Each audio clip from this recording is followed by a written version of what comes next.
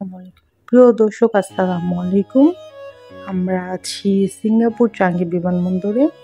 আর Singapore চাঙ্গি বিমানবন্দর হচ্ছে সিঙ্গাপুরের প্রধান বিমানবন্দর। এটি দক্ষিণ পূর্ব এশিয়ার অন্যতম প্রধান বিমানবন্দর। চাঙ্গি বিমানবন্দর চাঙ্গি বাণিজ্যিক এলাকা থেকে উত্তর পূর্বে 17 কিলোমিটার পর্যন্ত বিস্তৃত। চাঙ্গি এয়ারপোর্ট গ্রুপ এই বিমানবন্দর পরিচালনা করা থাকে। আমরা এখন আছি সিঙ্গাপুর এয়ারপোর্টের প্রবেশদ্বারে।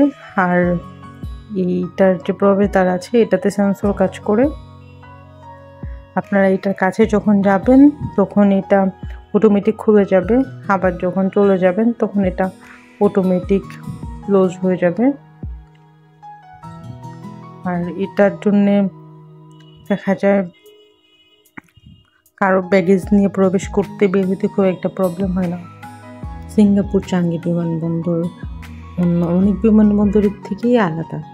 একটা ডেকোরেশন, লাইটিং, আর আরেকটা জিনিস আমার সবচেয়ে ভালো লেগেছে সেটা হচ্ছে বিমানবন্দরের ভিতরেই সবুজ অভয়ারণ্য। এয়ারপোর্টের ভিতরেই কিছুটা জায়গায় এত সুন্দর করে গার্ডেনিং করা আছে যেটা আপনাদেরকে অবশ্যই মুগ্ধ করবে। এখানে প্রায় 120 প্রজাতির গাছ রয়েছে, যেটা সারা বিশ্ব থেকে বিভিন্ন প্রজাতির গাছ এনে এখানে লাগানো হয়েছে। আমরা সিঙ্গাপুর ট্যুর করেছিলাম 3 দিন। এর আগে ছিলাম মালয়েশিয়াতে 5 দিন, থাইল্যান্ডে 4 দিন। তো আমাদের ভ্রমণ শেষে আজকে আমি বাংলাদেশ এয়ারলাইন্সে করে শাহজালাল আন্তর্জাতিক বিমানবন্দরে ব্যাক করছি আমরা। তো আমাদের ফ্লাইট ছিল দুপুর 2:30 বিমান বাংলাদেশে করে যাচ্ছে, যেহেতু আমাদের মাথায় রাখতেই হবে যে এটা লেট হবে। তো আমাদের ফ্লাইট আরেকটা থাকলেও এটা ছাড়বে বললো 4টার দিকে, এই জন্য আমাদের অনেক বেশি লেট হবে আজকে। তাছাড়া আমরা সিঙ্গাপুর থেকে বাংলাদেশে ব্যাক করার টিকিট প্রাইস পড়েছিল 1,16,000 টাকার মতো, পার পার্সন 23,000 টাকার মতো পড়েছিল। তো টাইম বেঁধে কিন্তু টিকিট প্রাইস ওঠানামা করে, কারণ আপনি যদি খুব কাছাকাছি সময় করেন, লাইক 1 দিন 2 দিন আগে, তখন অনেক সময় টিকিট প্রাইস বেশি পড়ে। আবার আপনি যদি 1 মাস 1.5 মাস আগে করে রাখেন তাহলে প্রাইস অনেক কম পড়ে। তো এই জন্যে আমার দামের সাথে আপনারা যখন টিকিট করতে যান মেলাতে পারবেন না। তবে আমি সাজেস্ট করবো বাংলাদেশ বিমানে আসলে না গেলেই ভালো, কারণ বিমান বাংলাদেশ এয়ারলাইন্স আসলে প্রচুর লেট করে। জীবনে যতগুলো ফ্লাইটে গিয়েছি আমি, অন্তত আধা ঘন্টা লেট ওদের করতেই হবে। আধা ঘন্টা লেট না করলে ভালো লাগে না। আমরা কিছুক্ষণ হলো বিমানবন্দরে প্রবেশ করেছি। বিমানবন্দরে প্রবেশের পরে তা জানেনি অনেকগুলো ফর্মালিটিস আছে, যেমন আমাদের ব্যাগেজগুলো ওয়েট নেওয়া, স্ক্যান করানো, বোর্ডিং পাস নেওয়া, তারপর আমাদের কত নাম্বার গেটে যেতে হবে সেটা। আর চাঙ্গি বিমানবন্দর বিশাল বড়, মানে আনবিলিভেবল বড়।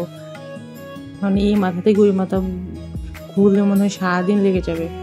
আমরা 2বারই এখানে আসা যাওয়া করেছি, কিন্তু আমরা কখনো আসলে পুরো বিমানবন্দরটা দেখে শেষ করতে পারি নাই, এত সুন্দর এটা।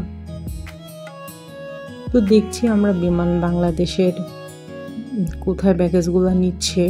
আমরা এখন ভাবছি হেঁটে হেঁটে দেখবো কোথায় কি করে।